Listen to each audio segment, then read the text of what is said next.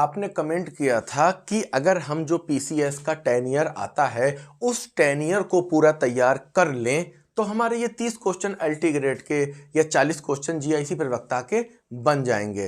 पर ऐसा क्यों नहीं हो पाता कि आप अगर 10 ईयर को याद करते हो तब भी आपका समाधान नहीं हो रहा है। आप अगर बहुत अधिक मटेरियल लेते हो तो ये समस्या आती है कि कहाँ से पढ़ें, क्या पढ़ें क्या नहीं पढ़ें। तो आखिरकार ये प्रॉब्लम है क्या? ये प्रॉब्लम सभी के आगे आती है कि एक तरफ भारी मात्रा में मटेरियल होता है, वो समझ में नहीं आता कितना पढ़ना है, कहाँ से पढ़ना है। फिर कुछ एक्सपर्ट बताते हैं 10 ईयर के क्वेश्चन देखो, फिर आप 10 ईयर के क्वेश्चन देखते हैं तो फिर वो 10 ईयर के क्वेश्चन ये समझ में नहीं आते कि वो कहाँ से तैयार किए जाएं। तो आखिरकार इस प्रॉब्लम का समाधान क्या है, यानी जो ये समस्या है वो क्या इसका समाधान है। जैसे अगर आपको प्राचीन भारत पढ़ना है तो ये 2 किताबें आपके पास हैं, जिसमें पहली किताब है यूपी बोर्ड की कक्षा 6 हमारा इतिहास और नागरिक जीवन। अब इसमें क्या है, इस बुक में आप देख रहे हो कि ये कंटेन है, मटेरियल है, इसमें सिंधु घाटी की सत्ता। ये अब ये नहीं पता इसको कितना पढ़ा जाए कितना छोड़ा जाए।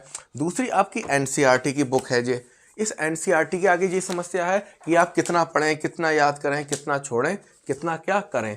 अब आप इसको छोड़ के क्या करते हैं, सीधे सोचते हैं कि मैं 10 ईयर पकड़ लूँ। तो आप इस तरीके का एक 10 ईयर पकड़ लेते हैं जो पीसीएस का होता है, जैसे ये 10 ईयर हैं। तो फिर बात क्यों नहीं बन पाती? बात इसलिए नहीं बन पाती कि इनको जोड़ने की जो एक कड़ी होती है वो होता है ये डायग्राम। जैसा कि मैंने पिछली वीडियो में बताया कि एक डायग्राम क्या है पूरे इतिहास का, कि इतिहास कहाँ से शुरू हुआ, कौन कौन से उसके पार्ट हैं। 3 पार्ट हैं, प्राचीन इतिहास, मध्य इतिहास और आधुनिक इतिहास। फिर हम प्राचीन इतिहास के अंतर्गत गए तो उसके अंदर की बहुत से टॉपिक हैं, उन टॉपिकों का डायग्राम अपने माइंड में सेट किया। इसके बाद जो मध्य भारत का इतिहास है उसके टॉपिकों का डायग्राम अपने अपने माइंड में सेट किया। और फिर आधुनिक भारत के, इसके बाद जो प्राचीन भारत का पहला टॉपिक है वो कौन सा है, आपका प्रागैतिहासिक संस्कृति। अब जैसे ये नोट्स मैंने जो कल पढ़ाया था, आपको बताया था कि देखिए आपको यहाँ करना क्या है कि जैसे आपको पूरे टॉपिक का सिरा पैर पता होना चाहिए कि शुरुआत कहाँ हुई है और इसका अंत कहाँ हुआ है, इसके अंतर्गत कितनी चीज़ें हैं। कि जैसे ये प्रागैतिहासिक कालीन मानव, पृथ्वी की उत्पत्ति विकास और आदि मानव की विभिन्न प्रकार। अब प्रागैतिहासिक मानव का अंकन, पुरापाषाण काल, मध्य पाषाण काल, और इसके बाद आपका आ जाएगा ये यहाँ पे नवपाषाण काल। तो एक डायग्राम ऐसा बनाइए अपने नोट्स में और इसके पास का पेज खाली रखिएगा, ताकि जब आप 10 ईयर के क्वेश्चन लगाएं, 10 ईयर को पकड़ें, तो जहाँ से वो क्वेश्चन आया है, जैसे ये क्वेश्चन आया है कि नवपाषाण कालिक प्रस्तर कहाँ पाया गया, तो गुफराल से, तो इसका संबंध क्या है, नवपाषाण काल से।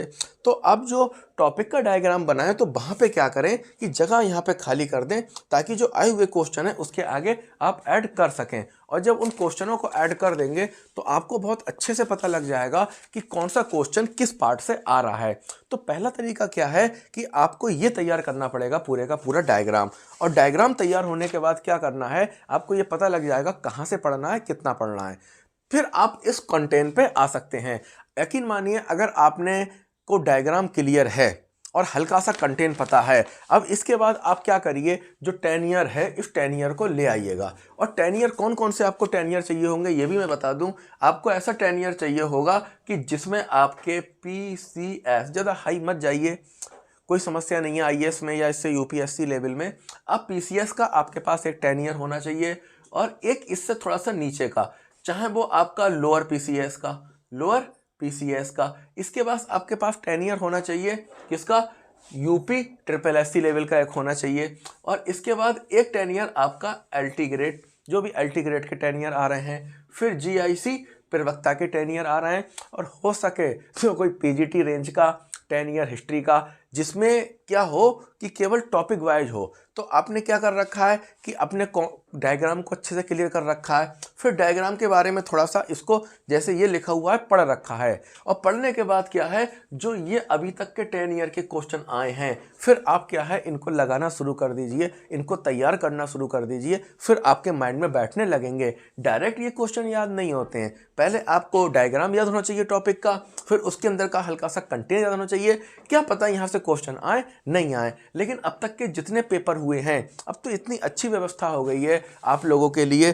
कि जो भी मतलब ऐसे 10 ईयर आ रहे हैं सॉल्व पेपर के, कि उसमें जैसे पुरा पाषाण काल है, मध्य पाषाण काल है, तो ऊपर उन्होंने लिख दिया पुरा पाषाण काल, या कर दिया कि आन पाषाण काल, सिंधु घाटी की सभ्यता, उससे संबंधित जितने क्वेश्चन टॉपिक वाइज अब तक के एग्जामों में आए हैं वो आपको एक ही जगह उपलब्ध हो रहे हैं। तो अगर आपको ये चीज़ तैयार है तो वो क्वेश्चन आपके माइंड में चिपकना शुरू हो जाएंगे, जुड़ना शुरू हो जाएंगे। और नोट्स बनाने में भी एक बात का ध्यान रखिएगा, जब नोट्स बनाइएगा तो नोट्स में भी क्या करिए कि सबसे पहले आपको नोट्स में डायग्राम बहुत अच्छे से बनाना है।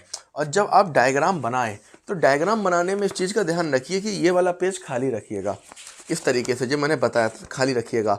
और इसके बाद जो आपको नोट्स बनाना है तो इस पेज पे काम करिएगा और इस पेज पे काम करिएगा। अब पता लगा कि कोई ऐसी चीज़ है, जैसे ये हिस्सा इतना इम्पोर्टेंट नहीं है, अब ये यहाँ पे आ गया, आपका जो इम्पोर्टेंट नहीं है वो इधर आ गया, तो इसको कुछ समय के लिए छोड़ दीजिए। तो जैसा कि मैंने बताया था कि सबसे ज़्यादा जो 80% क्वेश्चन आ रहे हैं वो इनके पुरातत्व स्थलों से आ रहे हैं कि आलमगीरपुर, कालीबंगा, कोटदीजी, अम्बरी।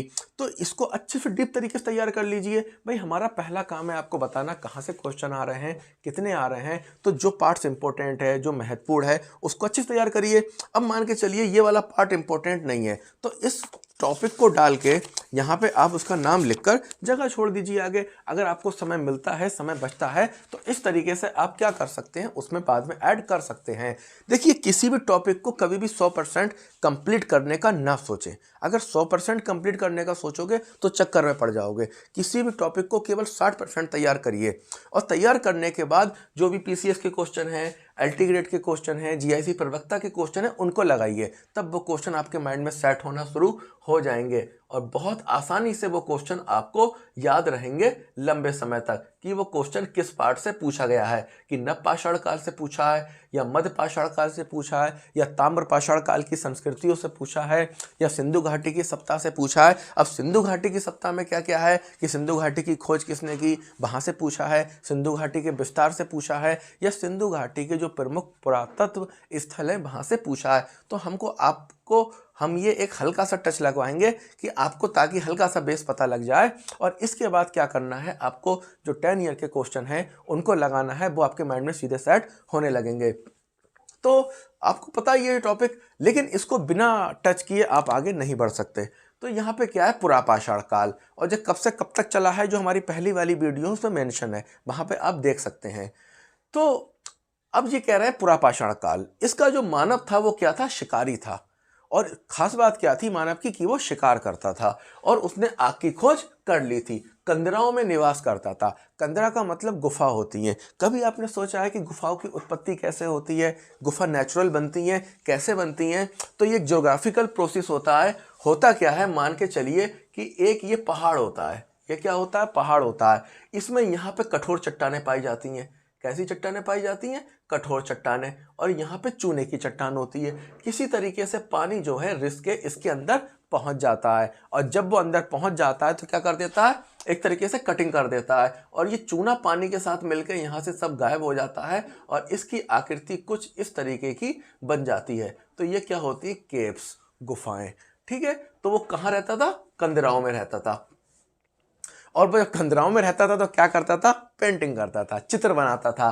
तो जिसमें भीम बेदका का चित्र, भीम बेदका का चित्र, आदमगढ़ का चित्र, रायगढ़ में, सुंदरगढ़ में, मध्य प्रदेश। तो मध्य प्रदेश में जहाँ ये गुफाएं थीं, जहाँ इस काल का मानव रहता था, उसने चित्रकारी की थी, जिसमें भीमबेटका, जो क्वेश्चन भी आया था, मैंने आपको कल वाली वीडियो में बताया था, डॉक्टर विशुधर वाकड़कर ने इसकी खोज की थी।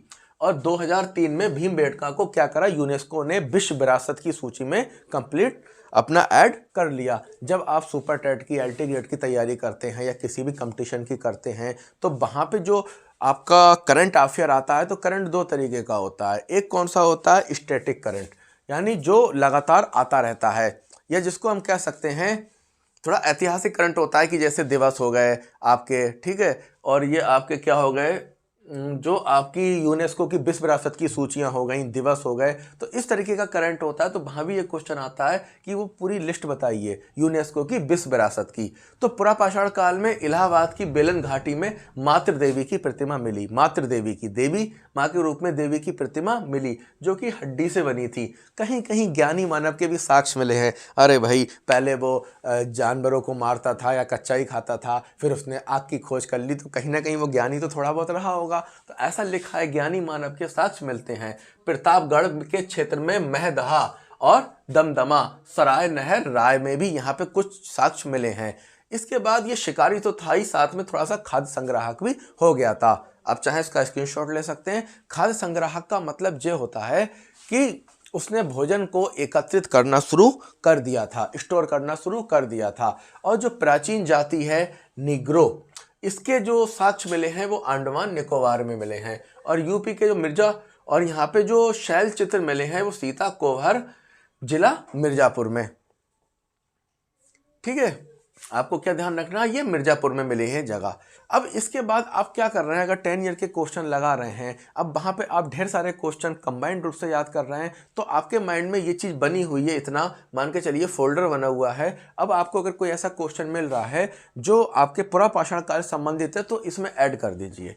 ठीक है, यहाँ पे आप ऐड कर दीजिए। नोट्स बनाते हुए इस चीज़ का ध्यान रखिएगा कि अपने एक टॉपिक के बाद थोड़ी सी जगह बना के रखिएगा। अब मेरी माने तो पूरा एक पेज खाली कर दीजिए। जैसे आपने पता लगा कि यहाँ पे नोट्स बनाया, यहाँ पे नोट्स बनाने के बाद ये वाला पेज पूरा खाली कर दीजिए, ताकि इन फ्यूचर आप किसी और भर्ती तैयारी करें, किसी और परीक्षा की तैयारी करें, तो अब उस नोट्स को अपडेट करने के लिए आपको जगह चाहिए होगी, तो वो जगह आपको यहाँ पर मिल जाएगी। अब इसके बाद आता है मध्य पाषाण काल। इसमें शिकारी तो था ही था, इसके साथ में पशुपालक भी हो गया था। क्या हो गया था, पशुपालन भी करने लगा था। जिसमें पशुपालन के जो प्रथम साक्ष्य मिले हैं वो राजस्थान के भीलवाड़ा में मिले हैं। पशुओं को पालतू बनाया, सबसे पहले कहाँ बनाया, राजस्थान के भीलवाड़ा में बनाया गया। इसके और राजस्थान के ही बागौर, यहाँ पे भी पशुओं को क्या करा गया, पालतू बनाया गया। इसके तत्पश्चात एमपी के होशंगाबाद यानी मध्य प्रदेश के होशंगाबाद में भी क्या करा है इन्होंने, जो पशुओं को पालतू बनाने के साक्ष्य मिले हैं। और ये जिला कौन सा था, आदमगढ़, होशंगाबाद जिले में आदमगढ़ में। तो क्वेश्चन ऐसे पूछेगा कि पशुपालन के साक्ष्य कहाँ मिले हैं। अब एक बार तो क्वेश्चन पूछ लिया बागौर में, दूसरी बार पूछ सकता है फिर कहाँ मिले मध्य पाषाण काल में, तो आप ध्यान रखिएगा भीलवाड़ा में। और इसके बाद मध्य प्रदेश के होशंगाबाद जिले में आदमगढ़ में। फिर इलाहाबाद की बेलन घाटी में चौपानी मांडो एक जगह थी, वहाँ पे क्या हुआ, बर्तन का साक्ष्य मिला है। और मानव की गोलाकार झोपड़ी में वो निवास करता था, ऐसे साक्ष्य भी मिले हैं। तो आपको बस एक फोल्डर के तौर पे अपने माइंड में सेव करना है, ताकि आपको जो भारी मात्रा में 2-3 हज़ार क्वेश्चन भी मिल जाएं तो बहुत आसानी से आप अपने पूर्व ज्ञान में नवीन ज्ञान को ऐड कर दो। साइकोलॉजी में अगर जो आप लोगों ने बीएड किया है तो वहाँ आपको एक प्रस्तावना कौशल सिखाते हैं ना, कि पूर्व ज्ञान को नवीन ज्ञान से जोड़ना। ये आपका पूर्व ज्ञान हो जाएगा याद होने के बाद। और नवीन ज्ञान क्या होगा, जो आपके 10 ईयर के क्वेश्चन होंगे, तो पूर्व ज्ञान को नवीन ज्ञान से जोड़ना शुरू हो जाएगा।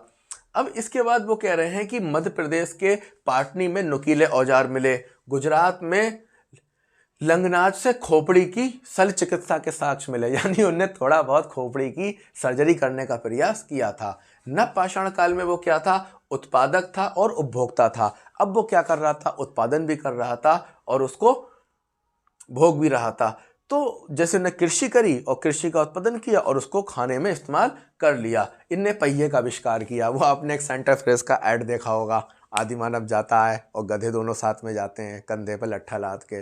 इसके बाद क्या होता है, वो सेंटर फ्रेश खा लेते हैं और फिर वो गधे पहिया जो लट्ठा होता है उसी लट्ठे का पहिया बना देते हैं और इसके बाद गधे से चलवाते हैं, उसको गाड़ी बनाते हैं। गाड़ी बनाने के बाद गधे को उसमें लगा देते हैं, गधा गाड़ी को खींचता है। तो जो नव पाषाण काल की सबसे महत्वपूर्ण उपलब्धि क्या थी, वो था पहिए का आविष्कार। पहिए का आविष्कार, यहाँ वो खेतीबाड़ी अच्छे से करने लगा था। देखिए वो शिकारी भी क्या स्टंट सीख गया था और इसके बाद उसने आग का प्रयोग भी सीख लिया था।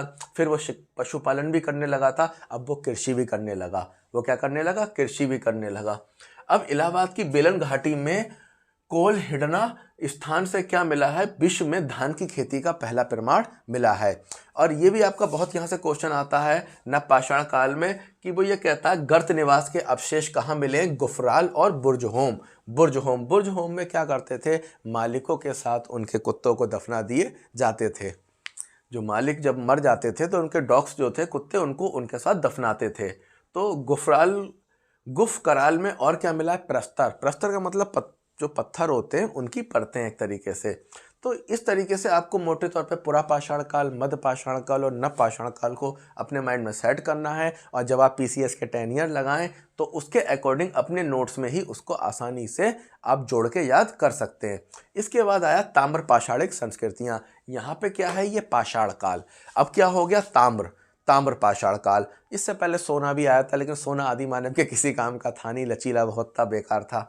तो अब ताम्र पाषाण काल में 4 संस्कृतियां प्रमुख थीं। 4 संस्कृतियां। पहली कायथा ताम्र पाषाणिक संस्कृति। आपका जो टैट जूनियर का पेपर आया था पिछली बार, तो वहां पे यहाँ से क्वेश्चन आया था कि ताम्र पाषाणिक कालीन संस्कृतियां। कायथा संस्कृति, कायथा ताम्र पाषाण कालीन संस्कृति, आहड़ ताम्र पाषाण कालीन संस्कृति, मालवा ताम्र पाषाण कालीन संस्कृति, जोरबे ताम्र पाषाण कालीन संस्कृति।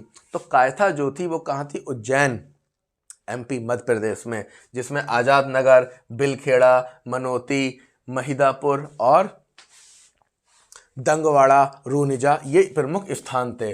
जो आहड़ ताम्र पाषाण संस्कृति थी वो राजस्थान के उदयपुर जिले में आहड़ जगह पर थी और राजस्थान और गुजरात में भी फैली हुई थी। राजस्थान के जो कुछ प्रमुख जिले हैं जैसे आपके अजमेर में, जयपुर में और चित्तौड़गढ़ में थी।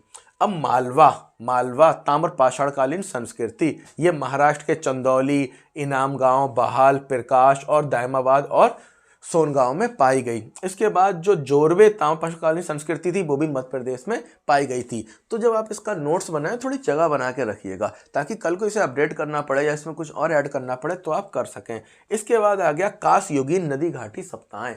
कांस्य युग की नदी घाटी सप्ताहें कौन सी थी, वही तो थी सिंधु घाटी की सभ्यता, हड़प्पा की सभ्यता। अब इसमें क्या होता है सभ्यता में कि ये दक्षिण एशिया के पश्चिमी भाग में फैली थी। दक्षिण एशिया के पश्चिमी भाग का मतलब ये हो गया कि आप देखिए, अगर हम वर्ल्ड का नक्शा बनाएं तो वर्ल्ड के नक्शे में ये क्या हो गया, उत्तरी अमेरिका, ये क्या हो गया दक्षिणी अमेरिका, ये क्या हो गया अफ्रीका, ये क्या हो गया आपका यूरोप, और ये क्या हो गया यहाँ पे यूरोप, ये आपका यूरोप हो गया, ये एशिया हो गया, और ये आपका भारत हो गया, जो ऑस्ट्रेलिया हो गया। तो ये इसने कहा कहाँ फैली हुई थी, दक्षिण एशिया। तो ये कौन सी एशिया है, दक्षिण एशिया, और दक्षिण एशिया के पश्चिमी भाग में, यानी दक्षिण एशिया के पश्चिमी भाग में भारत और पाकिस्तान में।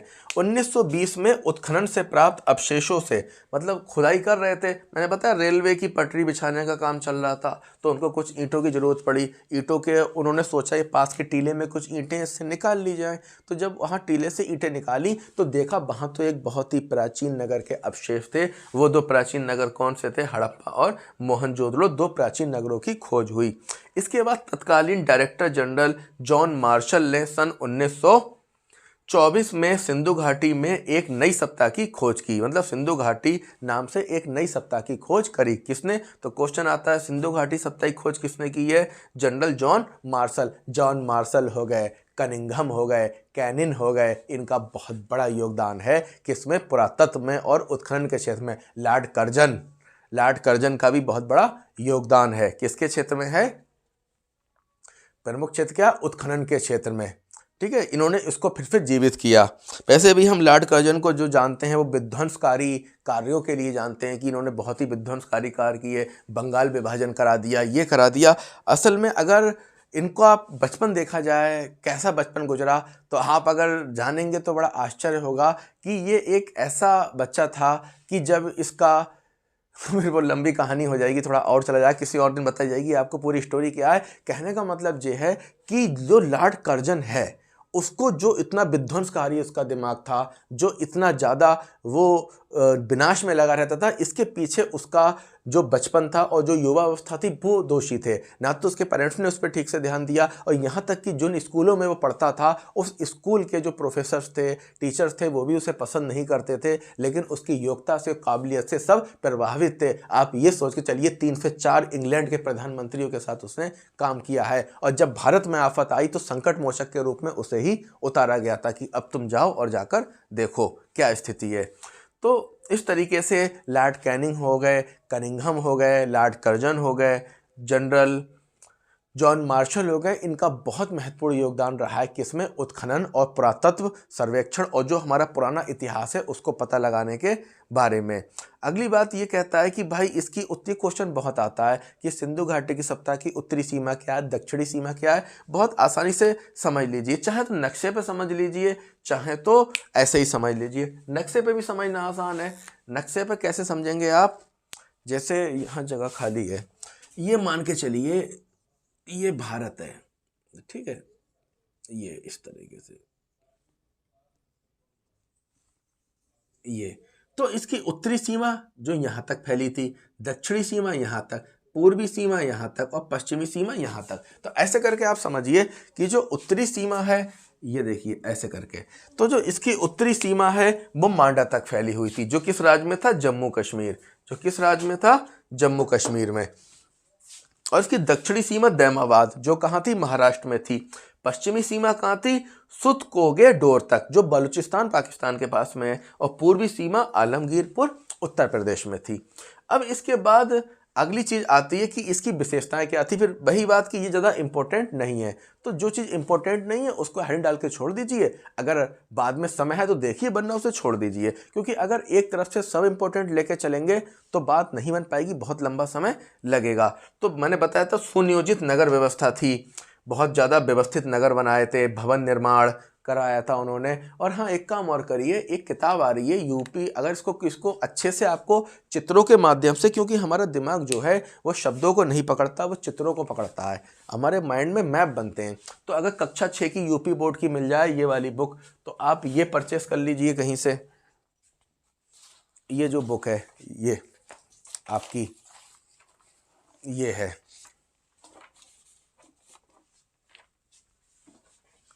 ये वाली, तो यूपी बोर्ड की भी आपकी ये बुक है, जो है हमारा इतिहास और नागरिक जीवन, और ये एनसीईआरटी की भी है। तो दोनों बुकें किसी के पास से चाहे तो ले आइएगा या मार्केट से ले लीजिए। और इसमें कुछ मत करिए, आप केवल चित्र देखिए। जब आप चित्र देखेंगे तो आपकी रुचि जो है खुद ब खुद टॉपिक में बढ़ने लगेगी। अब जैसे ये कह रहे हैं, यहाँ पे देखिए, अभी हमारा टॉपिक चल रहा है ये वाला कि पुरापाषाण काल। अब आप जब इस चित्र को ध्यान से देखेंगे तो क्या दिख रहा है आपको, यहाँ पे देखिए कि पुरापाषाण काल में पत्थर कैसे थे, औजार कैसे थे, मध्यपाषाण काल में कैसे थे, ये पत्थर से पत्थर टकरा रहे हैं तो क्या हो रहा है, आग का आविष्कार हो रहा है। तो इन चित्रों को देखिए, जैसे छोटा बच्चा होता है ना, क्या होता है कि जब पहले दिन उसका कोर्स आता है तो वो एक रुचि के कारण अपने चित्रों को ही बहुत अच्छे से देखता है। उसे नहीं पता किताब में क्या लिखा है क्या नहीं है, लेकिन बहुत अच्छे से चित्रों को देखता है और उससे आनंद लेता है। ये ठीक वैसे ही है कि किसी को इंग्लिश नहीं आती है और वो क्या करता है, इंग्लिश का जब उसे अखबार मिल जाता है तो ओनली वो चित्रों को देखता है और चित्रों को देखते ही समझने का प्रयास करता है। तो इस तरीके से आपका अगला चित्र देखिए, वो किसका है, नवपाषाण काल के। देखिए थोड़े से बेहतर हो गए, अच्छे औजार हो गए। तो इस किताब को बाद में पढ़ें, पढ़ने को नहीं कह रहा, आप किताब मत पढ़िए, आप केवल चित्र देखिए। अब जो कह रहे हैं सिंधु घाटी की सत्ता, तो ये कह रहे हैं सुनियोजित नगर व्यवस्था। देखिए नगर व्यवस्था कैसी बनाई इन्होंने, तो ये सड़क और गलियाँ हैं, नालियाँ भी इसी के अंतर्गत बनाई इन्होंने, घर देखिए कैसे बनाए हैं। इसके बाद ये क्या है, इनके स्नानागार, ये लिखा है विशाल स्नानागार, स्विमिंग पूल। तो थोड़ा चित्रों को देख के आपकी रुचि बढ़ेगी। सारा खेल रुचि का है, सारा खेल इंटरेस्ट का है। अगर रुचि आ गई तो ना तो सिलेबस कुछ है और ना ही याद करना कुछ है। कोई याद करने का प्रयास करता है, कोई इसी का पढ़ाने में अपने आप ही मन लगता है। और एक चीज़ का और थोड़ा ध्यान रखिए, थोड़ी सी ये बात अलग है कि जैसे आपको जिस फील्ड का भी टीचर बनना है, चाहे वो एलटी गेट का बनना है या सुपर टेट का बनना है या जीआईसी प्रवक्ता में जाना है या टीजीटी पीजीटी में जाना है, थोड़ा सा वहाँ के स्कूल में जाके विजिट करिए, वहाँ के कॉलेज में विद्यालय में जाकर विजिट करिए, वहाँ जाके देखिए कैसे बच्चों को पढ़ा रहे हैं, क्या व्यवस्था है क्या नहीं है। तो वहाँ पे थोड़ा सा जाकर आप देखिए कि पूरा सिस्टम क्या है पढ़ाने का, और अपने माइंड से एक बात निकाल दीजिए कि आप स्टूडेंट हैं। अगर एज ए स्टूडेंट उस चीज़ को पढ़ोगे, एज ए स्टूडेंट याद करोगे, करना पड़ जाएगा, बहुत समस्या होगी।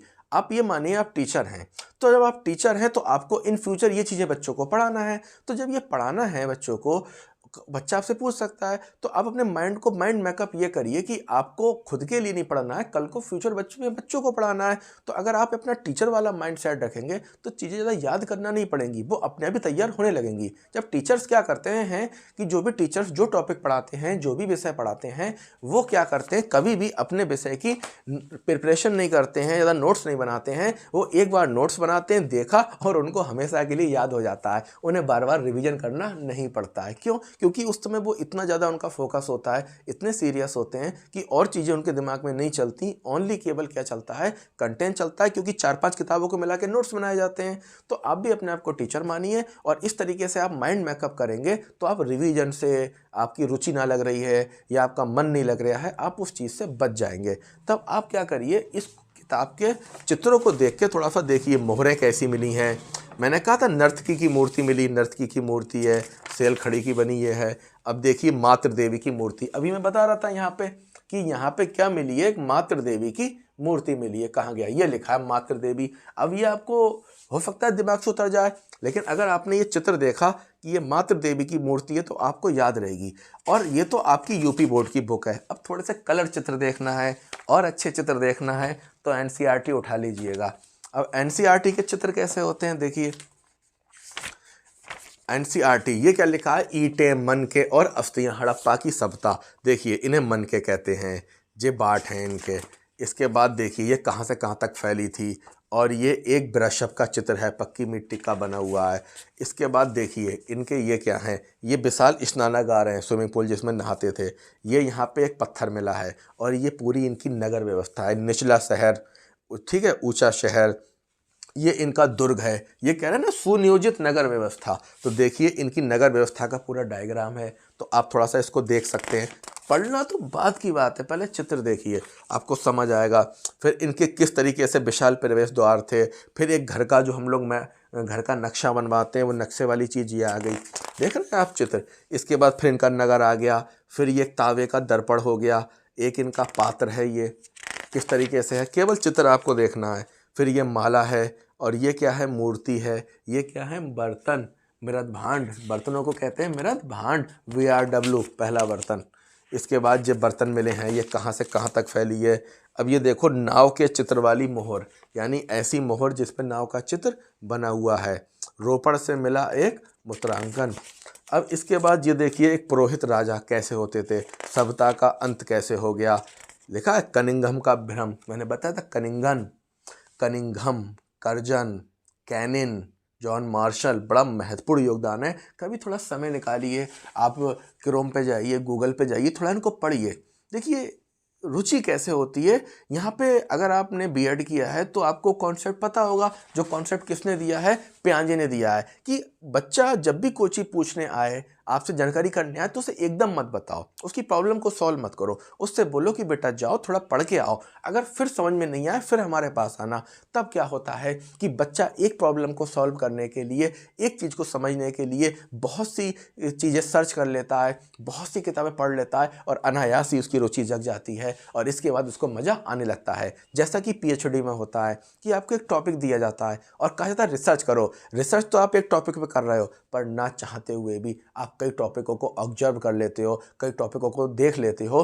क्योंकि यहाँ दो बातें हैं, आपको अगर एक पैराग्राफ दिया जाए और कहा जाए आप इसे याद करिए, आपको वो आसानी से याद नहीं होता। लेकिन उसी पैराग्राफ को अगर आपको कहा जाए इसको एक बार पढ़ लीजिए, तो वो आपको अनायासी याद हो जाता है। तो इस तरीके से क्या करना है, आपको रुचि के तरीके से इसको पढ़ना है। देखिए ये आ गई मूर्ति, आ गई, फिर से मोहर आ गई, तो और ये आपकी एक बच्चे के मिट्टी का खिलौना आ गया। तो ये दो किताबें हैं, एक एनसीईआरटी है, भारतीय इतिहास के कुछ विषय, कक्षा 12 की पाठ्य पुस्तक है, दूसरी कक्षा 6 की है।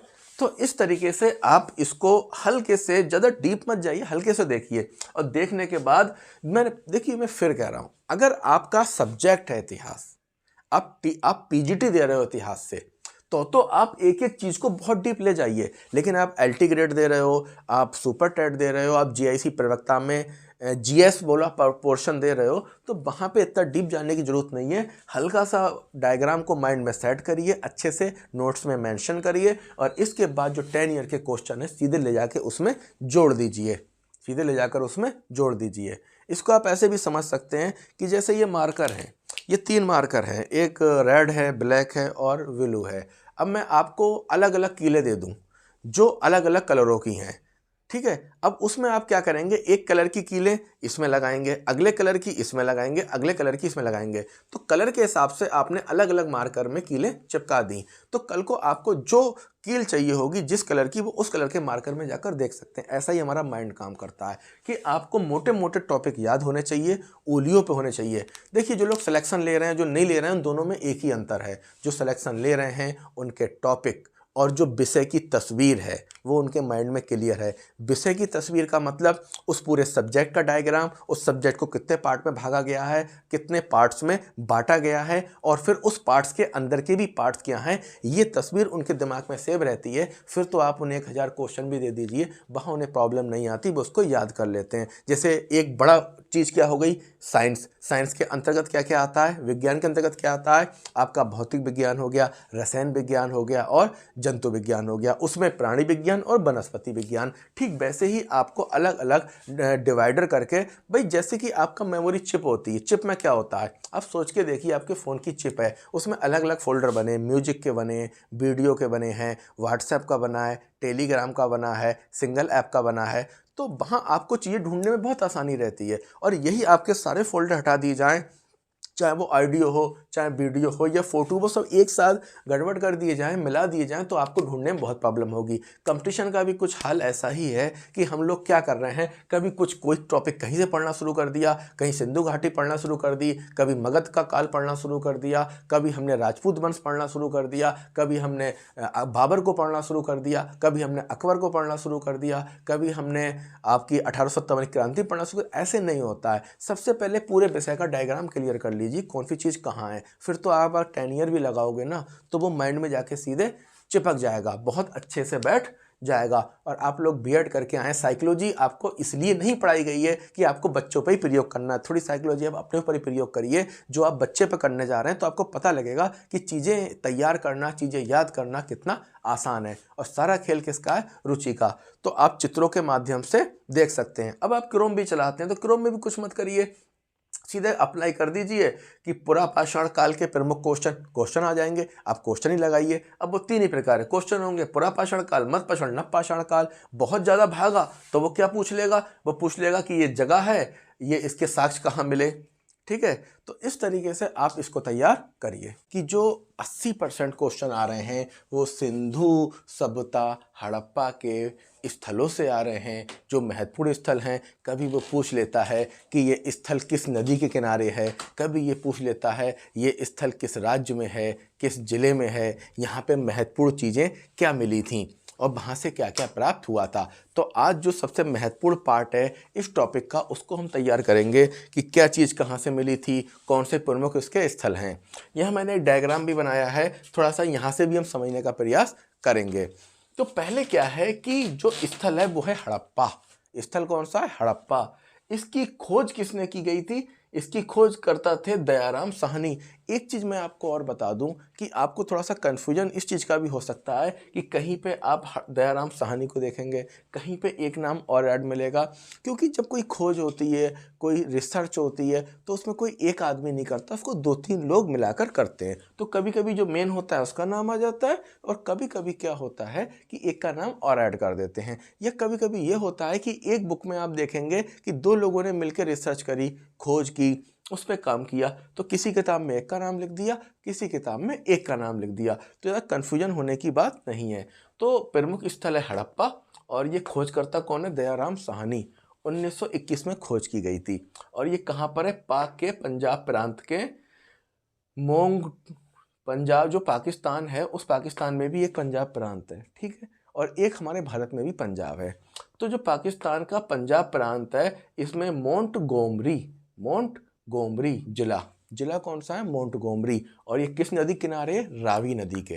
किस नदी के किनारे, रावी नदी के। अगर आप ये डायग्राम देख रहे हैं तो ये क्या है, यहाँ पे कैलाश पर्वत और यहाँ पे मानसरोवर झील। जैसा कि मैंने पिछली वीडियो में बनाया था, ये मानसरोवर झील बड़ी खतरनाक झील है, ये विश्व की 3 सबसे बड़ी नदियों का उद्गम स्थल है। जो विश्व की 3 सबसे बड़ी और खतरनाक नदियां हैं उनका उद्गम स्थल है, जिसमें पहली नदी कौन सी? सिंधु। बोखर जो हिमनद है वहां से कौन सी निकलती है? सिंधु नदी। और दूसरा क्या है? राकसताल, यहाँ से निकलती है सतलज नदी। और तीसरी कौन सी नदी निकलती है? उस नदी का नाम जो है वो नदी है आपकी ब्रह्मपुत्र नदी, जो चेमा युंगडुंग ग्लेशियर से निकलती है। तो जो हड़प्पा स्थल है ये कहाँ पे मिला है? ये देखिए नदी की स्थिति कौन सी है? रावी नदी। कौन सी नदी है? रावी नदी। तो ये हड़प्पा कहाँ पर है? रावी नदी किनारे है। कहाँ? रावी नदी। अब ये कह रहे हैं पाकिस्तान के पंजाब में। तो आप देख रहे हैं कि ये भारत है और ये पाकिस्तान है, तो पाकिस्तान के कहाँ पर है? पंजाब प्रांत में है। ठीक है, तभी तो मैं कहता हूँ कि आप नक्शे को बनाना पहले सीख लीजिए। अगर आप नक्शे को समझ गए, राज्यों की स्थिति समझ गए, तो नदियाँ भी आपको समझ में आ जाएंगी। और चाहे वो हिस्ट्री हो, चाहे करंट अफेयर हो, कुछ भी हो, वो इंगित सब कहाँ होता है? डायग्राम पर होता है। तो दयाराम साहनी, इसको ऐसे जोड़ लो कि हड़प्पा है तो हड़प लिया उसने राज, उसको दया नहीं आई, राज को हड़प लिया और उसको दया नहीं आई, तो हड़प्पा की खोज किसने की? दयाराम साहनी ने। पाकिस्तान के पंजाब प्रांत में आपके माउंट गोमरी जिला है और नदी कौन सी है? रावी नदी। नदी कौन सी है? रावी नदी है। ठीक है, अब यहाँ पे खास बात हमको क्या मिली थी? शवों को दफनाना, यहाँ पे दफनाया जाता था शव को। और जबकि मोहनजोदड़ो में क्या करते थे? शवों को जलाते थे। मोहनजोदड़ो में शवों को जलाते थे और यहाँ पे क्या करते हैं? शवों को दफनाते थे। मनुष्य की बलुआ पत्थर की मूर्ति मिली है, ऐसी मूर्ति जो बलुआ पत्थर से बनी थी। यहाँ अन्नागार मिले हैं। अन्नागार का मतलब जो होता है जहाँ अन्न को स्टोर करके रखा जाता था, और वहाँ से बैलगाड़ी का भी साक्ष्य मिला है। तो पहला शहर कौन सा है? स्थल कौन सा है? हड़प्पा। दूसरा कौन सा है? मोहनजोदड़ो, जिसको कहते हैं मृतकों का टीला। क्या कहते थे? मृतकों का टीला। मृतकों का टीला, यानी ऐसी जगह जहां पे बहुत ज्यादा मृतकों को दफनाए गए थे। मृतकों का टीला, इसकी खोज की थी राखालदास बनर्जी ने। यह भी पाकिस्तान के पंजाब प्रांत में है, लरकाना जिले में। और नदी की स्थिति क्या है? सिंधु नदी। ऐसा भी कर सकते हैं आप, एक छोटा सा डायग्राम बना लें, उसमें आगे स्थल का नाम, उसके आगे नदी का नाम, आप ऐसे भी कर सकते हैं। तो मोहनजोदड़ो कहाँ है? पाकिस्तान के पंजाब प्रांत में लरकाना जिले में। और नदी कौन सी है? सिंधु नदी है। नदी कौन? सिंधु नदी। देखिए ये जा रही है पूरी सिंधु नदी, और ये कहाँ पर आई? ये यहाँ आई। तो मोहनजोदड़ो, ये स्थिति भी कहाँ है? पाकिस्तान में है। तो ये आपका मोहनजोदड़ो हो गया, ये आपका हड़प्पा हो गया। नदी दोनों कौन सी हैं? ये आपकी रावी नदी पे हड़प्पा, मोहनजोदड़ो कौन सी नदी पे? सिंधु नदी पे है। इसमें क्या मिला है? सबसे बड़ा, ये सबसे बड़ा शहर है। अगर पहले नंबर पर आ जाए तो ये सबसे बड़ा है। हालांकि आप देखेंगे कि जो यहाँ पे सबसे खास बात क्या है? ये नाव का मॉडल मिला है। यहाँ किसका मॉडल मिला है? नाव का मॉडल मिला है। अभी जो पीसीएस का पेपर हुआ था उसमें ये क्वेश्चन पूछा गया था, नाव का मॉडल कहाँ मिला है? तो नाव का मॉडल जो मिला है ये मोहनजोदड़ो में मिला है और लोथल में मिला है। कहाँ मिला है? लोथल में। लोथल आपका कहाँ गया? यहाँ पर है लोथल। इसमें क्या मिला है? नाव का मॉडल मिला है। विशाल स्नानागार यानी स्विमिंग पूल, बहुत बड़े बड़े स्विमिंग पूल मिले। अन्नागार, यहाँ भी अन्नागार मिले। शवों को जलाने की प्रथा थी। 3 मुख वाले देवता पशुपतिनाथ और कांस्य की नर्तकी की मूर्ति मिली है। और यहाँ पे क्या है? पशुपति महादेव की मोहर मिली है। दाढ़ी वाला मनुष्य की पत्थर की मूर्ति मिली है। एक ऐसा मनुष्य जिसकी दाढ़ी है और उसकी पत्थर की मूर्ति मिली है। तो मोहनजोदड़ो में क्या बात ध्यान रखना है? खोज किसने की? राखालदास बनर्जी ने। पाकिस्तान के ललकारना में है, लरकाना जिले में है और सिंधु नदी के किनारे है। शवों को जलाने की प्रथा, 3 मुख वाले देवता पशुपतिनाथ। एक काम आप ये करिए कि आप जब इसका डायग्राम बनाएं अपने नोट्स में, तो जैसे मेरे पास तो जगह कम थी तो मैंने शॉर्ट किया है, आप थोड़ी सी इसमें इतनी ही जगह और बचा के रखिए, इतनी ही जगह बचा के और रखिए, ताकि आपको अन्य किसी किताब में कुछ अन्य पॉइंट मिले करने को। तो मैं ये भी कर सकते थे हम कि आपको बहुत पूरा फुल यहाँ पे A to Z लिख देते, लेकिन होता क्या है कि प्याजे ने कहा है कि कभी भी स्टूडेंट की पूरी हेल्प नहीं करिएगा। प्याजे आप जानते हैं साइकोलॉजी के बहुत बड़े मनोवैज्ञानिक हैं, वो कहते हैं कि स्टूडेंट का लिए पूरी तरह से उसकी हेल्प मत करिए, थोड़ा सा काम उसके होमवर्क के लिए करिए। ये कुछ इस तरीके से होता है कि मान के चलिए आपकी सबसे बड़ी प्रॉब्लम क्या है, आप पढ़ने बैठते हैं, आप याद करने बैठते हैं, आपका मन नहीं लगता, आपके मन में विचार आना शुरू हो जाते हैं, मन भटकता बहुत है। जब आप कॉपी कलम लेके बैठेंगे और स्केल लेके लाइनें खींचेंगे, इसमें जगह बनाएंगे और जितने मैंने लिखाए हैं इतने आप लिख लेंगे, इसके बाद आपने जगह खोल रखी है, फिर आपने मोबाइल उठाया, उसके क्रोम पर गए और क्रोम पर जाने के बाद या गूगल पे जाने के बाद आपने क्या करा, इसमें कुछ और बातें सर्च की और उसको भी ऐड कर लिया। इससे आपको याद करना नहीं पड़ेगा, ऑटोमेटिक ये रिसर्च वर्क करते करते, पेपर वर्क करते करते ये आपको बहुत आसानी से याद हो जाएगा और आपका मन भी नहीं भटकेगा। क्योंकि मैंने कई जगह ऐसा किया है कि यहाँ पे खोजकर्ताओं के नाम नहीं लिखे हैं, कई जगह मैंने जानबूझ के महत्वपूर्ण तथ्य नहीं लिखे हैं, यहाँ पे मैंने स्थिति तो खैर लिखी थी क्योंकि स्थिति बहुत इंपॉर्टेंट थी, ये मैंने जानबूझ के किया है ताकि आप क्या करें कि अपना गूगल उठाएं, उस पर गूगल करें या किसी बुक से देखें और इनको पूरा करें। यानी ये आपका होमवर्क है, इसको आपको पूरा करना है, लेकिन जो महत्वपूर्ण चीज़ें थी वो मैंने ऐड कर दी हैं। अगला है सुत कौन गोडोर, ये इसकी खोज किसने की थी, स्टीन ने। पाक के बलूचिस्तान में है और नदी कौन सी है, या तो दास्त नदी कह लो या दाश्क नदी, दास्त नदी या दाश्क नदी के किनारे है। इसके बाद हम बात करेंगे चंद हुदड़ो, किसकी बात करेंगे, चंद हुदड़ो। ये क्या है, इसकी खोज किसने की थी, चंद हुदड़ो की। अब इसकी खोज की है आपके एनजी माजूमदार ने, ये भी सिंध प्रांत में है और सिंधु नदी के किनारे है। देखिए सारी की सारी लोकेशन जो है कहाँ मिल रही है, पाकिस्तान में मिल रही है जाके।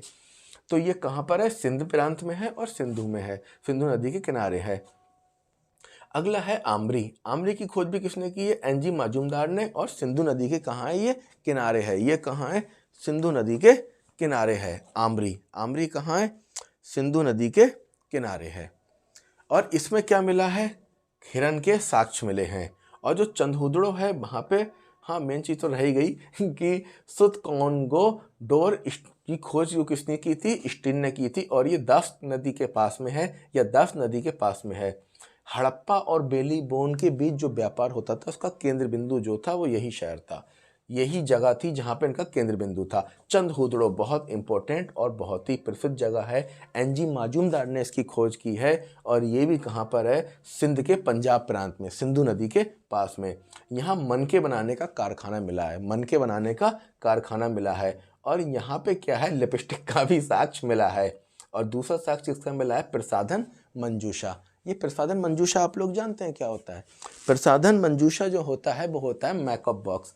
जी हाँ, ये वही मेकअप बॉक्स होता है जो कि महिलाओं के या लड़कियों के पास होता है, और जब उन अपना वो मेकअप करती हैं तो बच्चे बहुत ध्यान से उसको देखते हैं, उसको ऑब्जर्व करते हैं। उन्हें लगता है, क्योंकि जो भी महिलाएं होती हैं या लड़कियां होती हैं बहुत संभाल के रखती हैं अपने मेकअप बॉक्स का, लेकिन बच्चे जब उसको बार बार ऑब्जर्व करते हैं, उसको देखते हैं, और जैसे ही नज़र हटी मम्मी की, यानी वहाँ नज़र हटी और उन्होंने क्या करा, मेकअप को मुंह पे पोतना या मुंह पे लगाना शुरू कर दिया। फिर उनकी कुटाई लगती है, तुड़ाई लगती है। तो ये वही मेकअप बॉक्स है। आपको क्या लगता है ये मेकअप अभी से चल रहा है? मेकअप तो सिंधु घाटी की सप्ताह से चल रहा है। ये काली चूड़ियाँ और इस तरीके के आभूषण, और यहाँ पे प्रसाधन मंजूषा यानी मेकअप बॉक्स और लिपस्टिक और काजल, ये सब वहाँ पे भी इस्तेमाल होता था, जितना भी मेकअप का सामान है। ऐसा नहीं लड़के मेकअप नहीं करते, लड़के भी मेकअप करते हैं, लेकिन उनका मेकअप कितना ऐसा होता है कि किसी भी नाई की दुकान पे गए, 20 रुपए की शेविंग कराई और उनका सारा सारा मेकअप वही कर देता है। इसके अलावा उन्हें आवश्यकता जिन्हें पड़ती है वो और चीज़ देख लेते हैं। तो कुल मिला के जो प्रसाधन मंजूषा जो है मेकअप बॉक्स मिला है, काजल मिला है। अब इसके बाद अगली जगह है आमरी। आमरी जीएन माजूमदार, सिंधु नदी किनारे थी और यहाँ हिरन के साक्ष्य मिले। कालीबंगा बहुत इंपॉर्टेंट जगह है, इसकी खोज किसने की, घोष ने की है, और ये राजस्थान के घग्गर नदी के किनारे है, जिला हनुमानगढ़ी। कहाँ पर है ये, घग्गर नदी किनारे है। इसमें युग्म समाधि मिली। युग्म समाधि का मतलब जो है एक शब्द एक शब्द, इसे युग्म समाधि कहते हैं। इस तरीके से ये युग्म समाधि कहते हैं। क्या कहते हैं, युग्म समाधि कहते हैं। जुते हुए खेत मिले हैं, नक्काशी करी हुई ईंटें मिली हैं, अग्नि कुंड मिली हैं, अग्नि वेदिकाएं। अग्नि कुंड अग्नि वेदिकाएं एक ही चीज़ है। काली चूड़ियाँ मिली हैं, घोड़े की हड्डियाँ मिली हैं, अस्थि पंजर भी कहते हैं, और ऊँट के अस्थि पंजर भी मिले हैं। इसमें लकड़ी का हल भी मिला है। तो कालीबंगा भी काफ़ी आपका इम्पोर्टेंट है। अब आया लोथल। क्या आया, लोथल। देखिए कालीबंगा जो है और लोथल जो है ये है इसकी स्थिति। अब आपको अगर राज्यों की समझ है तो ये कौन सा राज्य है? गुजरात। ये कौन सा राज्य है? राजस्थान। ये कौन सा? पंजाब। अभी तो कहते हैं कि मैप को बहुत अच्छे से नियंत्रण में रखिए, ग्रिप बनाकर रखिएगा। मैप जो भी भारत का मैप है उस पर अपना ग्रिप बना कर रखिएगा। अब यहाँ पर इसकी खोज रंगनाथ राव ने की है और ये गुजरात में कैम्बे की खाड़ी और ये भोगवा नदी किनारे था। कहाँ था? भोगवा नदी के किनारे था। यहाँ भी नाव का मॉडल मिला है। अभी जो पेपर आया था पीसीएस का, भाई ये क्वेश्चन पूछा है कि नाव का मॉडल कहाँ मिला है। तो नाव का मॉडल जो है दो जगह मिला है, एक लोथल में मिला है और दूसरा कहाँ मिला है? मोहनजोदड़ो में मिला है। घोड़े की हड्डियाँ यहाँ भी मिली हैं। बंदरगाह जिससे कहते हैं गोदीवाड़ा, कई बार आप गच्चा मत खा जाइएगा, क्वेश्चन ये आ जाए गोदीवाड़ा क्या है या गोदीवाड़ा कहाँ मिला है। लोथल में तो गोदीवाड़ा का मतलब होता है बंदरगाह, वो भी मानव निर्मित, और खंबात की खाड़ी के पास में ये है आपका लोथल। इधर ही नीचे खंबात की खाड़ी है। खंबात की खाड़ी, चार महत्वपूर्ण नदियां हैं जो कि खंबात की खाड़ी में गिरती हैं। कौन कौन सी? समानता, इसकी ट्रिक क्या है? समानता। समानता। समानता। सा का मतलब साबरमती, मा का मतलब माही, ना का मतलब नर्मदा, ता का मतलब ताप्ती। ये सारी नदियां कहाँ गिरती हैं? खंबात की खाड़ी में। अग्निकुंड मिले हैं। अग्निकुंड वही होता है ये जिसमें अग्नि यह किया जाता है। शतरंज खेलने के साक्ष्य मिले कि शतरंज जैसा कोई गेम, अब शतरंज तो नहीं खेलते होंगे लेकिन शतरंज जैसा कोई गेम खेलते होंगे। अब इसके बाद युग्म समाधि, ज्वाइंट के साथ समाधि, और जलीय व्यापार यहाँ से होता था। हाथी दांत का पैमाना। अब भाई पैमाने का इस्तेमाल भी वो किसी ना किसी काम के लिए करते होंगे, बहुत से इस्तेमाल होते हैं ना पैमाने के, क्या है क्या नहीं है। जैसे वो टॉम एंड जेरी में आपने देखा था तो क्या करते थे, वो डॉग था, कैट थी और रैट था, तो वो डॉग के दूध को नापने के लिए पैमाने का इस्तेमाल करते थे। इसके बाद सुरकोतरा, इसकी खोज जेपी जोशी ने करी है। इसकी स्थिति गुजरात में है। घोड़े की हड्डियां और मनके मिले हैं। मांडी कहाँ है? यूपी। और मांडा कहाँ है? जम्मू कश्मीर। अब आपका काम है खोज किसने की? आलमगीरपुर कहाँ है? उत्तर प्रदेश के मेरठ में, हिंडन नदी के पास में। कोट दीजी की खोज किसने की है? फजल अहमद ने। खैरपुर पाकिस्तान में है, सिंधु नदी किनारे। पत्थर के बाड़ागर, बाड़ागर का मतलब जो बाड़ के आगे वाला हिस्सा है ये किसका था? पत्थर का बना दिया था। किसका? पत्थर का। अली मुरादपुर, अली मुराद जो है ये जगह कहाँ है? पाकिस्तान में, सिंधु नदी के किनारे। यहाँ पे कुआं मिला था। क्या मिला था? कुआं। बैल की मिट्टी की छोटी मूर्ति, यानी बैल की जो बैलगाड़ी की, किसकी?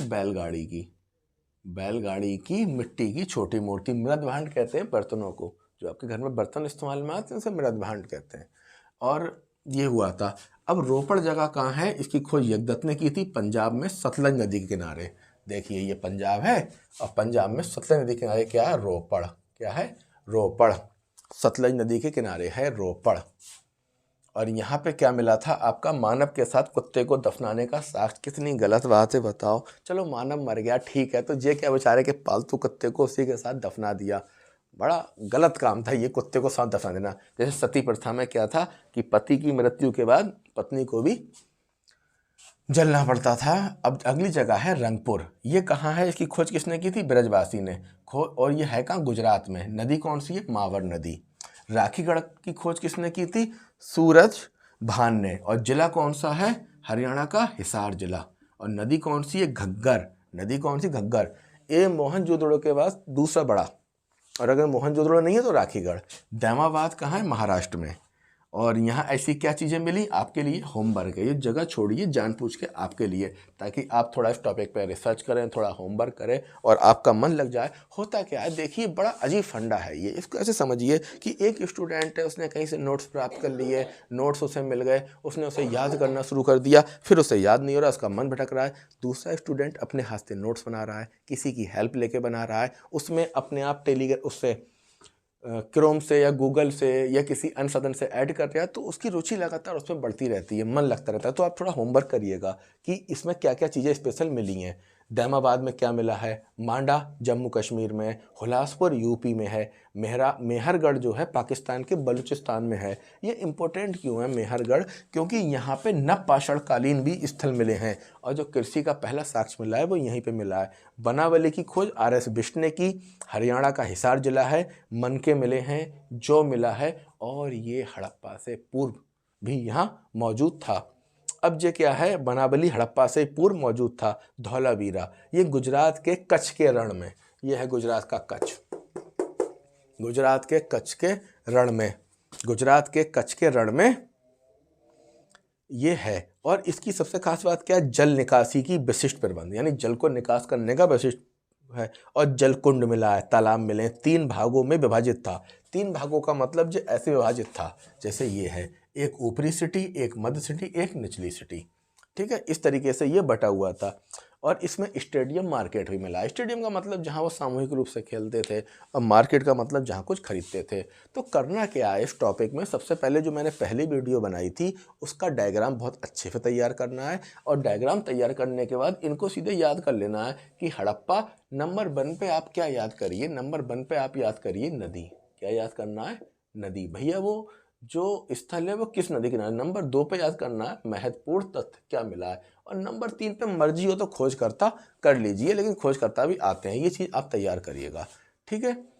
इस तरीके से आप इसको तैयार करिए, याद करिए। और अब जब आपका वो डायग्राम तैयार हो जाए, हल्का सा बेस तैयार हो जाए, ये याद हो जाए, इसके बाद आप पीसीएस का 10 ईयर मंगा लीजिए, यूपीएससी का 10 ईयर मंगा लीजिए, एलटी ग्रेड का मंगा लीजिए, जीआईसी प्रवक्ता का मंगा लीजिए, अन्य शिक्षक भर्तियों का मंगा लीजिए, और उसके क्वेश्चन इस टॉपिक के लगाइए। तो कुछ क्वेश्चन ऐसे होंगे जो इसमें नहीं आए या इसमें नहीं है, उसको भी वो क्वेश्चन जहाँ पे जाके सेट हो रहा है वहाँ ऐड कर लीजिए। माना कोई, जैसे मैंने कई शहर यहाँ जानबूझ के छोड़ दिए हैं, जैसे देसलपुर हो गया, ठीक है, और आपका बालाकोट हो गया, ये मैंने इसलिए छोड़ दिया ताकि आप रोज दी हो गया, ताकि आप इसको रिसर्च करें, आप इसको ऐड करें। और कुछ ऐसे नए क्वेश्चन मिलें जो 10 ईयर में है, वो भी आप अपने अकॉर्डिंग, अगर यहाँ ऐड हो रहे हैं तो यहाँ ऐड कर लीजिए, सिंधु की विशेषता में ऐड हो रहे हैं और कर लीजिए। अब एक चीज़ आपकी और है कि सिंधु घाटी की सप्ताह की क्या खास बात थी, जैसे वो मिठास के रूप में शहद का प्रयोग करते थे, ठीक है। ऐसे कई तथ्य हैं सिंधु घाटी सप्ताह के, वो आप मेंशन करिएगा, आप नोट करिएगा। करने को तो हम पूरा कर दें, लेकिन अगर वो आप करेंगे तो आपको उसका अलग ही मज़ा आएगा, उसका एक अलग ही प्रभाव पड़ेगा। आप चाहे तो इसका स्क्रीनशॉट ले सकते हैं इसका बढ़िया करके। अब कई बार क्या होता है कि एक नई प्रथा ये चली है कि जैसे पहले क्या था, एग्जामिनर कंपटीशन में क्वेश्चन को उठा रहा था, लगा रहा था, उठा रहा था, लगा रहा था। अब एग्जामिनर जो क्वेश्चन बना रहे हैं वो डिजाइन कर रहे हैं, उसको बढ़िया करके डिजाइन किए जा रहे हैं, चिंतन लेवल से बनाए जा रहे हैं। अब चिंतन लेवल से एग्जामिनर क्या क्वेश्चन आ सकता है, कई बार ऐसा है आपने पूरा पढ़ा और आपका क्वेश्चन नहीं फंसा, कई बार वो क्वेश्चन उसने थोड़ा घुमा के दे दिया, चिंतन स्तर दे दिया। अब आप मुझे बताओ कि अगर इस टॉपिक से क्वेश्चन आएगा तो चिंतन स्तर से कैसा आएगा, मतलब वो चिंतन स्तर से कैसा क्वेश्चन बना सकता है। कभी आपने सोचा है कि हो सकता है इतना पढ़ने के बाद भी आपका कंपटीशन में ना फंसे। तो हाँ, वो क्वेश्चन ऐसा बना देता है कि आप कहते हो कि भाई नहीं, हमारी पकड़ में नहीं आया, पेपर बहुत कठिन था। पेपर कोई कठिन नहीं होता है, वो चिंतन स्तर करते हैं, आप भी चिंतन स्तर से अपनी तैयारी करिए, आपका भी काम हो जाएगा। अब जैसे इसके चिंतन स्तर के क्वेश्चन मैं बताऊं, चिंतन स्तर क्वेश्चन कैसे बनाता है। जैसे आपने धूम मूवी देखी थी, तो उसमें जब पुलिस चोरों को नहीं पकड़ पा रही थी, तब उन्होंने क्या कहा कि हमें चोरों की तरह सोचना पड़ेगा। तो वैसे ही ये कंपटीशन है, इसको अगर क्रैक करना है तो आपको एग्जामिनर की तरह ही सोचना पड़ेगा, उसी की तरह महसूस करना पड़ेगा। और तभी एक नई चीज़ होती है परीक्षा पैटर्न विशेषज्ञ, जो कि आपको ये बताते हैं कि कहाँ से क्वेश्चन पढ़ना है, कहाँ से नहीं पढ़ना है, कितना पढ़ना है, कितना नहीं पढ़ना है। अब जैसे इसमें जो मेन क्वेश्चन चिंतन स्तर से क्या बना सकता है, देखिए वो क्या बनाएगा। तो मैं आपको बताता हूँ चिंतन स्तर से वो क्या क्वेश्चन बना सकता है। थोड़ा आप भी सोचिए किस तरीके के क्वेश्चन चिंतन स्तर से बन सकते हैं जो कि किसी किताब में ना मिले। अब ये चिंतन स्तर कुछ ऐसा होता है, जो लोग बीएड करे हैं उन लोगों ने देखा होगा चिंतन स्तर क्या होता है। कि जैसे आपने पूरी मूवी देखी, मूवी देखने के बाद एक चीज़ तो ये कि हीरो कैसे मरा, ठीक है, हीरो कौन था या उसमें विलेन कौन थे, ये क्या थे। अब चिंतन से होता है कि ऐसा क्या होता है कि हीरो बच जाता या हीरो नहीं मरता, तब आप अपने अपने विचार तथ्य देते हैं। तो यहाँ से चिंतन स्तर से क्वेश्चन आएंगे, वो कुछ ऐसे आएंगे कि आप यहाँ देख रहे हो, यहाँ जो राज्यों में है, तो पहला क्वेश्चन तो यही बना देगा कि ये सभ्यता 2 देशों में फैली है, एक मोटे तौर पे, एक भारत और एक पाकिस्तान, इसके अलावा अफगानिस्तान में भी गई है। तो पहला क्वेश्चन यही बना देगा कि कुल ऐसे कितने स्थान हैं जो कहाँ हैं, इंडिया में है और पाक में। यानी ऐसा क्वेश्चन बना देगा एग्जामिनर, ऐसे कुल कितने महत्वपूर्ण स्थल हैं जो कहाँ है, पाकिस्तान में है और भारत में है, तो वो क्या करेगा, निम्नलिखित में से भारत में स्थल नहीं है, तो एक स्थल नहीं होगा, 3 होंगे। तो एक एग्जामिनर एक तरीके से क्वेश्चन ऐसे सेट कर सकता है कि कुल स्थल बताइए, भारत में कितने हैं और पाकिस्तान में कितने हैं, उसमें भारत में सर्वाधिक है या पाकिस्तान में सर्वाधिक है। दूसरा क्वेश्चन मुझे बनाएगा राज्यों के अनुसार, कि राज्यों में बताइए कि ऐसा कौन सा राज्य है भारत का जिसमें सिंधु घाटी सप्ताह के सर्वाधिक पुरास्थल मिलते हैं। पहला क्वेश्चन तो ये बनाएगा कौन सा राज्य सर्वाधिक मिलते हैं, दूसरा ये बनाएगा ऐसा कौन सा राज्य इसमें सबसे कम मिलते हैं। तीसरा वो ये बना सकता है कि ऐसे कौन कौन से शहर हैं जो नदियों के किनारे हैं, नदियों के किनारे हैं। चौथा क्वेश्चन वो ये बना सकता है कि ऐसे कौन सी नदी है जिसपे सर्वाधिक सिंधु घाटी की सत्ता के पुरास्थल हैं, इस तरीके में हो सकता है। और अगर बहुत डीप गया तो इनके अक्षांश और देशांतर, लैटिट्यूड और लैंगिट्यूड, अक्षांशीय और देशांतरीय स्थितियों के बारे में भी पूछ सकते। देखिए नेट पे भी बहुत कुछ पड़ा हुआ है, लेकिन ये सब तब काम आता है जब आपका डायग्राम क्लियर होता है। और जिन लोगों का डायग्राम क्लियर नहीं है तो पहले वाली वीडियो में जाकर वो डायग्राम क्लियर कर सकते हैं। तो आप समझे कि एग्जामिनर किस तरीके से क्वेश्चन पैटर्न सेट करता है, कि चिंतन स्तर बस। और अब वहीं गच्चा खा जाते हैं कि अरे ये क्या हुआ, पेपर आउट आ गया, आउट ऑफ सिलेबस आ गया। कुछ आउट से नहीं है। अगर आप 5 मिनट से भारत के नक्शे को देखें ना तो आपको गेम समझ में आने लगेगा कि अब एक क्वेश्चन ये बना सकता है कि भारत में कुल कितने राज्यों में इनके स्थल पाए जाते हैं। आप समझ रहे हैं ना। तो आप ये चिंतन स्तर तब होगा कि जब आप बेसिक तैयार करेंगे, इसके बाद ये तैयार करेंगे, इसके बाद तैयार करेंगे। तो इस तरीके से आपका ये टॉपिक खत्म हो गया। अगली वीडियो में हम अगला टॉपिक देखेंगे।